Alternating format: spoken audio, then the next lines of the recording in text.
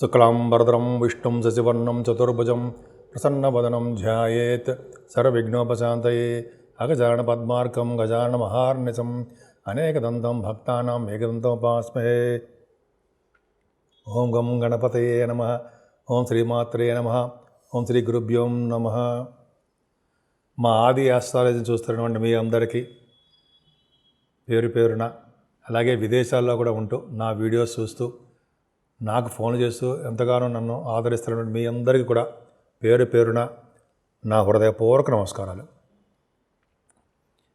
ఇప్పుడు మనం జనవరి 12వ తారీఖు నుంచి జనవరి 18వ తారీఖు 2025 వరకు 2025 సంవత్సరం చెప్పుకోబోతున్నాం. దానికంటే ముందర ఏంటంటే, మీరు మీ జాతకాలు తెలుసుకోవాలనుకుంటే మీ date of birth, time of birth, place of birth, మీరు ఎక్కడ పుట్టారు ఏంటనే అన్ని వివరాలన్నీ కూడా మీకు ఒకవేళ మీ జాతకంలో సమస్యలు ఉంటే తెలుసుకోవాలనుకుంటే మా ఆది ఆస్ట్రాలజీ అని కింద స్క్రోల్ అవుతుంది అన్న నంబర్ని ఫోన్ చేయండి. ఒకవేళ నేను ఫోన్ ఎంగేజ్లో ఉంటే మీరు షూటింగ్లో ఉన్నా మీకు వాట్సాప్లో మీరు పెట్టండి. షూటింగ్లో ఉంటే నేను ఫోన్ లిఫ్ట్ చేయలేకపోవచ్చు. షూట్లో ఉంటే మీరు వాట్సాప్లో మెసేజ్ పెడితే నేను చూస్తాను, మీకు ఏం కావాలో చూసి చెప్తే మనం చేద్దాము. సరే, అదే మేము ముహూర్తాలు కూడా పెడతామండి, పెళ్లి ముహూర్తాలని. మేము అంటే నేను అర్థం, ఆది ఆస్ట్రాలజీ తరపున నేను ఒక్కడే ఉన్నాను. పెళ్లి ముహూర్తాలు కానీ, ఒడుగు ముహూర్తాలు కానీ ఇప్పుడు రాబోతున్నాయి కదా, ఒడుగు ముహూర్తాలు కూడా ఉంటాయి. అలాగే గృహప్రవేశ ముహూర్తాలు, మీకు ఏమేమి కావాలన్నా మనం పెడతాము. మీరు ఒకవేళ కావాలనుకుంటే మమ్మల్ని సంప్రదించవచ్చు. నేనే ఫోన్ లిఫ్ట్ చేసి మాట్లాడతా, అసిస్టెంట్లు ఎవరు మాట్లాడరు. ఎందుకంటే నేను మాట్లాడితేనే మీకు సంతోషంగా మాట్లాడాలి, వినాలి అనిపిస్తుంటుంది. సరే, అది పక్క పెడితే ఇప్పుడు మనం జనవరి 12వ తారీఖు నుంచి 18వ తారీఖు వరకు ఎలా ఉందో, మన 12 రాసుల వాళ్ళకి ఎలా ఉండబోతోంది, గ్రహాలు కూడా మారుతూ ఉంటాయి. గ్రహాల యొక్క ప్రభావం ఎలా ఉండబోతోంది, ముఖ్యంగా సూర్యభగవానుడు మారుతున్నాడు 14వ తారీఖుని. అంటే ధనురాశిలోంచి మకర రాశిలోకి వస్తున్నాడు. ఆయన 14 దాకా రావడం వల్ల ఉత్తరాయణ పండుగకాలం స్టార్ట్ అవుతుంది. ఇప్పుడు చెప్పుకుందాం.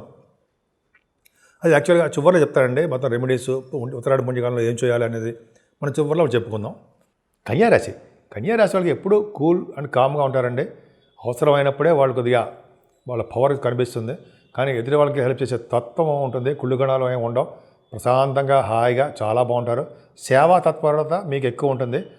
అలాగే మీకు ధనం విషయంలో ఏమాత్రం ఇబ్బంది పడరు. చక్కగా ధనం అంటే డబ్బులు కూడబెడతారు. ధనం సమయానికి వస్తుంది. ఎక్కువగా మీకు ఫైనాన్షియల్గా గాను, కుటుంబ పరంగా గాను మీకు వృద్ధి ఉంటుంది. మీకు బాగా నేమ్ అండ్ ఫేమ్ కూడా బాగా ఉంటుంది కుటుంబంలో. అంతేకాకుండా బంగారు ఆభరణాలు, తర్వాత వజ్రాలు, డైమండ్స్ సంబంధించినవి శుక్రుడు కదండి ఇస్తాడు. సరే, అది పక్క పెడితే మీకు దగ్గర ప్రాంత ప్రయాణాలు చేయడమో, మీ తమ్ముళ్ళని కలవడమో, విధమైన బట్టలు కొనుక్కోవడమో, లేకపోతే న్యూస్ సంబంధించిన వ్యవహారాల్లో మీకు బాగా ఆరితేరిపోయి ఉంటారు. ఏదేమైనా మీరు ఎక్కువగా సంగీతం పట్ల బాగా ఇంట్రెస్ట్ చూపిస్తుంటారు. అలాగే మీరు సంగీత సాధన చేస్తూ, అలాగే మీరు పాటలు పాడుతూ ఎక్కువ బాగా ఉంటారు. మీరు బాగా డెవలప్మెంట్స్ ఉంటాయి. రవిబుధుడు వల్ల మంచి విద్య వస్తుందండి. ఈ ఫైనాన్స్ అండ్ అకౌంట్స్ సంబంధించిన విద్య, అదే రవి కారకత్వంలో అంటే డాక్టర్కి సంబంధించిన వ్యవహారాలు, ఈ వ్యవహారాలు అంటే ఎడ్యుకేషన్ అనమాట, బాగుంటుంది. ముఖ్యంగా పంటలు బాగా పండుతాయండి. రైతులకి డబ్బులు కూడా బాగా సకాలంలో వాళ్ళకి వస్తాయి.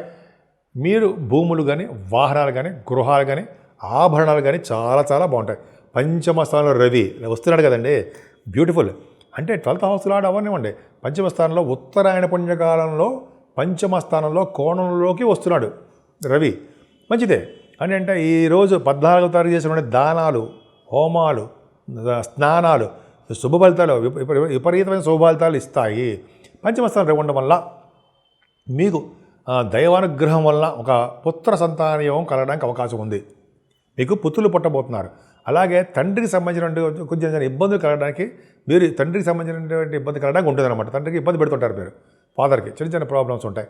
అది పక్క పెడదాం. ఏదైనా పంచమస్థానం రవి ఉన్నాడంటే మీ వ్యాపారాభివృద్ధి ఉంటుంది. ముఖ్యంగా ఈ సినిమా రంగం, సాహిత్య రంగం, వంట సరే కళ రంగం వాళ్ళకి బాగుంటుంది. స్పోర్ట్స్ రంగంలో బాగా రాణిస్తారు మీరు. అన్నిటికన్నా ముఖ్యం ఈ రాజకీయ రంగం. పంచమ స్థానంలో రవి ఉన్నాడంటే రాజకీయంగా ఎదుగుదల ఉండడము, రాజకీయంగా పదవులు రావడము, ఉన్నతంగా గౌరవింపబడము, వాళ్ళ జ్ఞాపశక్తి మీకు ఎక్కువ. అలాగే ధర్మకార్యాలు, శుభకార్యాలు బ్రహ్మాండంగా చేస్తారు. కన్యారాశి వాళ్ళు సామాన్యం కాదు. అలాగే 6వ భావంలో శని ఉన్నాడు, కానీ శుక్రుడు తోడయ్యాడు. ఆరో భావంలో శుక్రుడు తప్పండి. అంటే ఆయన అంత అద్భుతమైన ఫలితాలు ఇవ్వడు. కానీ శని వలన నేను చెప్పిన రాజకీయ రంగంలో పదవులు, గవర్నమెంట్ ఆర్గనైజేషన్లో ఉద్యోగాలు, లేడీస్ కూడా చెప్తున్నారండి, మీరు కష్టపడి చదువుతున్నారు, ఉద్యోగాల భద్రత, ఉద్యోగాలు రావడము, ఇవన్నీ మీకు చాలా చాలా బాగుంది. అంతేకాకుండా విదేశాలు వెళ్ళడము, స్టాంపింగ్ అవ్వడము, ఇంకా మీ శత్రువులు ఎవరైనా ఉన్నారంటే వాళ్ళు చక్కగా హాయిగా ప్రశాంతంగా మీకు మిత్రులు అయిపోతూ ఉంటారు. మీరు మీ మాట వలన వాళ్ళు మిత్రులు అవుతారు. కానీ మీ మాట తొందరపాటు మాత్రం చేయకండి, కూడా హార్ష్గా ఉండకండి, అదొక్కటి చూసుకోండి. ఏదైనా సప్తమ భావంలో రాహు ఉన్నాడంటే మంచివాడు కాదు. భార్యాభర్త విషయంలో చిన్న చిన్న ప్రాబ్లమ్స్ క్రియేట్ చేస్తాడు. సప్తమాధిపతి బాగున్నాడు, భాగ్యంలో ఉన్నాడు, కాబట్టి భర్త ద్వారా, భార్య ద్వారా ధనయోగం కలగబోతుంది. అంటే వ్యాపారాల ద్వారా బాగుంటుంది. కానీ మీకు ఆరోగ్యం పట్ల శ్రద్ధ వహించండి. మీరు ఎక్కువగా ఎదుటి వాళ్ళ గురించి ఆలోచిస్తారు తప్ప మీ గురించి మీరు ఆలోచించరు.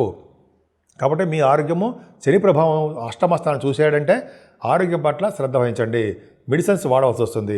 అలాగే పంచమస్థానంలో రవి గురించి చెప్పాను సరా, మీ పుత్ర సంతానం వలన, పుత్రిక సంతానం వలన మీకు యోగవంతం కలగబోతుందండి. వాళ్ళకి ఏమైనా ప్రాబ్లమ్స్ ఉంటే మీ వాళ్ళకి ముఖ్యంగా పుత్రులు రవి కాబట్టి ప్రాబ్లమ్స్ ఉన్నా, లా సంబంధించిన రిలేటెడ్ ప్రాబ్లమ్స్ ఉన్నా మీరు సక్సెస్ చేస్తారు. మీ జాతకం వల్ల సక్సెస్ అవుతుంది. భాగ్యంలో గురుడు ఉన్నాడు కదండి, భయమేలా, 4th హౌస్ లాడు సప్తమాధిపతి. అంటే భాగ్యంలో ఉన్నాడంటే మీకు మీ మదర్ గారి యొక్క అంటారంటే బ్లెస్సింగ్స్ ఎప్పుడు ఉంటాయి, ఆవిడ యొక్క ప్రేమ ఎప్పుడు ఉంటుంది. భాగ్యంలో గురుడు ఉన్నాడు కాబట్టి సంపదలు పెరుగుతాయి, మీకు సంపదలు బ్రహ్మాండంగా ఉంటాయి, వృద్ధి అవుతుంటుంది. ముఖ్యంగా పుణ్యక్షేత్రాలు దర్శనాలు ఉంటాయి. అమ్మవారి యొక్క దర్శనాలు ఎక్కువ కలుగుతూ ఉంటాయి. స్వామి యొక్క దర్శనాలు అంటే విష్ణువు యొక్క ఆరాధన దర్శనాలు, విష్ణు దేవాలయాలు ఎక్కువగా దర్శించుకుంటుంటారు. మీరు విదేశాలకి స్టాంపింగ్ రీత్యా, మీ పర్సనల్ పనుల రీత్యా, మీ ప్రోగ్రామ్స్ ఇవ్వడం రీత్యా విదేశాల్లో వెళ్తారు. ముఖ్యంగా చదువు రీత్యా బాగా వెళ్తారండి మీరు. లాభస్థానంలో భాగ్యంలో గురుడు ఉన్నాడంటే ఈ ఫైనాన్స్ సంబంధించిన వాళ్ళకి, తర్వాత ఫైనాన్స్ సంబంధించిందే కాకుండా వేద పండితులు అడుగుతారా వాళ్ళకి, అడ్వకేట్స్కి గురు ప్రభావం బాగా స్ట్రాంగ్ ఉండాలి కదండి. వాళ్ళకి చాలా పవర్ ఎక్కువ ఉంటుందన్నమాట. గురు ప్రభావం బాగుండాలి. ఎప్పుడైతే సరే అడ్వకేట్స్ కానీ బాగా మాట్లాడే వాళ్ళకి కానీ గురుబలం బాగుండాలి. గురుబలం వేద పండితులకి గురుబలం భాగ్యంలో ఖచ్చితంగా ఇస్తాడు. ఈ విధంగా బాగుంది. దశమస్థానాధిపతి కదా బాగున్నాడు.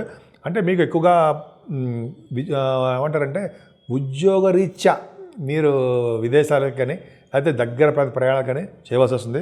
మీరు కష్టపడి పనిచేసినందుకు మీ కష్టం గుర్తింపు జరిగి మీ పైబాసుల అధికారుల చేత మీకు మన్ననలు పొంది మీరు ఉద్యోగంలో డెవలప్మెంట్స్ అంటే ప్రమోషన్స్ రావడము, ధనం సంపాదించడము జరుగుతుంది. ముఖ్యంగా రియల్ ఎస్టేట్, సాఫ్ట్వేర్ రంగ ఉద్యోగస్తులకి చాలా బాగుంటుంది.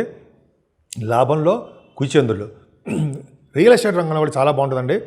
వాళ్ళ భూములు త్వరగా అమ్ముడుపోతూ ఉంటాయి, అపార్ట్మెంట్స్లో అమ్ముడుపోతాయి. ముఖ్యంగా మీరు భూములు కొనుక్కోబోతున్నారు, వాహనాలు కానీ భూములు కానీ ఈ మీకు రాబోతున్నాయి. కుజచంద్రులు ఉండడం వల్ల విపరీతమైన ధనయోగం ఉంటుంది. కుజచంద్రులు వ్యాపారాభివృద్ధి బాగా కలిగిస్తుంటారు. 11th హౌస్ లార్డ్ అండ్ అష్టమాధిపతి అయ్యారు. అంటే ఏమవుతుందంటే మీకు తలవంతరం కొంచెం ధనయోగం బాగుంటుంది కుజుడు కాబట్టి. ఈ రియల్ ఎస్టేట్ ద్వారా మీకు బాగా ధన సంపాదన బాగుంటుంది. కుజుడు కార్యత్వం కాబట్టి మీరు అనుకున్న దానికంటే లాభాలు ఎక్కువ వస్తాయి. సో ఈ విధంగా మీకు చాలా బాగుందండి. ముఖ్యంగా మీరు పూజించవలసింది అమ్మవారు. అమ్మవారిని పూజించడం వల్ల, సూర్య భగవాన్ ఆరాధన వల్ల ఎటువంటి అనారోగ్య సమస్యలు వచ్చినా ఆరోగ్యవంతులుగా ఉండడము, ఐశ్వర్యవంతులుగా చేయడము సూర్యభగవాన్ చేస్తాడని అలాగా. అలాగే అమ్మవారి యొక్క దర్శనాలు, పీఠాలు, శక్తి పీఠాలు ఉంటాం కదా, అలాగా దర్శించుకోవడం వల్ల మీకు ఎటువంటి చెడు అలవాటు అంటే మీ మీద ఉండవు. చెడు ప్రభావం మీ మీద లేకుండా అమ్మవారు కాపాడుతూ ఉంటారు. అన్ని రాశుల వాళ్ళకి చెప్పే సలహా అంటే ఒక విధంగా రెమెడీ అని అనుకోవచ్చు అండి. అన్ని 12 రాశులకి, మేషరాశి నుంచి మీనరాశి వాళ్ళందరూ కూడా ఈ వారంలో 14వ తారీఖునే సూర్యభగవానుడు మకర సంక్రమణం చేస్తున్నాడు. కాబట్టి ఆ రోజు ఉత్తరాయణ పుణ్యకాలము. ఆ రోజు చేసినటువంటి స్నానాలు, దానాలు, హోమాలు, లేకపోతే చాలామందికి దానాలు అంటే మీకు తెలుసు కదండి, అవన్నీ చేసుకోవడం వల్ల విపరీతమైన ఈ రాజయోగం కలగడానికి అవకాశాలు ఉన్నాయి.